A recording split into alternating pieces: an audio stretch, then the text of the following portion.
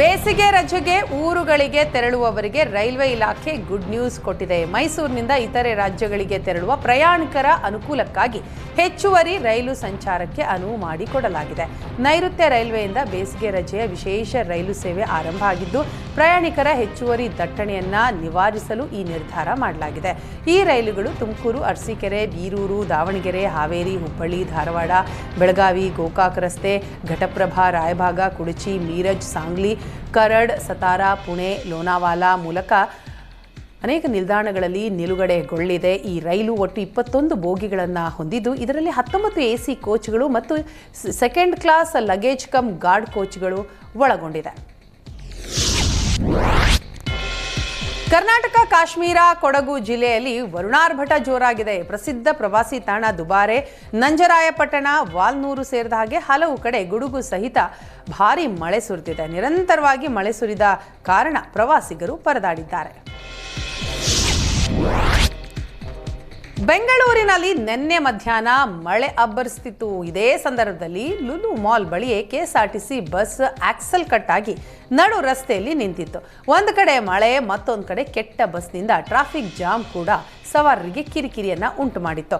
ರಸ್ತೆ ಮಧ್ಯದಲ್ಲೇ ನಿಂತಿದ್ದರಿಂದ bus side ಹಾಕಿ traffic clear ಮಾಡೋದಕ್ಕೆ ಪೊಲೀಸರು ಕೂಡ ಹರಸಾಹಸವನ್ನ ಪಟ್ಟರು. ಕೊನೆಗೆ ಪೊಲೀಸರು ಮತ್ತು ಸಾರ್ವಜನಿಕರು ಬಸ್ ತಳ್ಳಿ ಸೈಡ್ಗೆ ಬಿಟ್ಟ ಬಳಿಕ ಟ್ರಾಫಿಕ್ ಕ್ಲಿಯರ್ ಆಯಿತು. ಸಿಡಿಲು ಬಡಿದು ತೆಂಗಿನ ಮರ ಹೊತ್ತಿ ಉರಿದ ಘಟನೆ ಬೆಳಗಾವಿ ಜಿಲ್ಲೆ ಹುಕ್ಕೇರಿ ತಾಲೂಕಿನ ಬಡಕುಂದ್ರಿ ಗ್ರಾಮದಲ್ಲಿ ನಡೆದಿದೆ. ಸಂಜೆ ಸುರಿದ ಭಾರೀ ಮಳೆಗೆ ಬಡಕುಂದ್ರಿ ಗ್ರಾಮದ ಬಸವರಾಜ ಚೌಗಲ ಎಂಬುವರ ಮನೆ ಹಿಂಬದಿಯಲ್ಲಿದ್ದ ತೆಂಗಿನ ಮರಕ್ಕೆ ಸಿಡಿಲು ಹೊಡೆದ ಪರಿಣಾಮ ಬೆಂಕಿ ಹೊತ್ತಿ ಉರಿದಿದೆ. ಅದೃಷ್ಟವಶಾತ್ ಮನೆಯ ಒಳಗಿದ್ದಂತಹ ಕುಟುಂಬಸ್ಥರಿಗೆ ಯಾವುದೇ ರೀತಿ ಹಾನಿಯಾಗಿಲ್ಲ.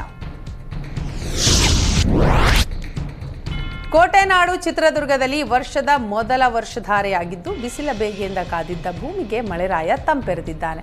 ಚಿತ್ರದುರ್ಗ ಜಿಲ್ಲೆಯ ವಿವಿಧ ಕಡೆ ಮಳೆಯಾಗಿದ್ದು, ರೈತರಲ್ಲಿ ಮಂದಹಾಸ ಮೂಡಿದೆ. ಬೆಳಿಗ್ಗೆಯಿಂದ ಮೋಡ ಮುಸುಕಿದ ವಾತಾವರಣ ಇತ್ತು. ಮಧ್ಯಾಹ್ನದ ವೇಳೆಗೆ ಸುಮಾರು 1 ಗಂಟೆಗಳ ಕಾಲ ಮಳೆಯಾಗಿದೆ. ಹಾವೇರಿ ಜಿಲ್ಲೆಯ ಬ್ಯಾಡಗಿ ಮೆಣಸಿನಕಾಯಿ ಮಾರುಕಟ್ಟೆಯಲ್ಲಿ ಮಳೆ ಅಬ್ಬರಿಸಿದೆ. ಈ ವೇಳೆ ಮೆಣಸಿನಕಾಯಿ ಉಳಿಸಿಕೊಳ್ಳೋದಿಕ್ಕೆ ರೈತರು, ವರ್ತಕರು ಪರದಾಡಿದ್ರು. ಟಾರ್ಪಲ್ ಮುಚ್ಚಿ ಮಳೆಯಿಂದ ಮೆಣಸಿನಕಾಯಿ ರಕ್ಷಣೆ ಮಾಡಿಕೊಂಡ್ರು. 2 ಲಕ್ಷಕ್ಕೂ ಅಧಿಕ ಮೆಣಸಿನಕಾಯಿ ಚೀಲಗಳನ್ನು ಉಳಿಸಿಕೊಳ್ಳೋದಿಕ್ಕೆ ರೈತರು ಪರದಾಡಿದ್ರು.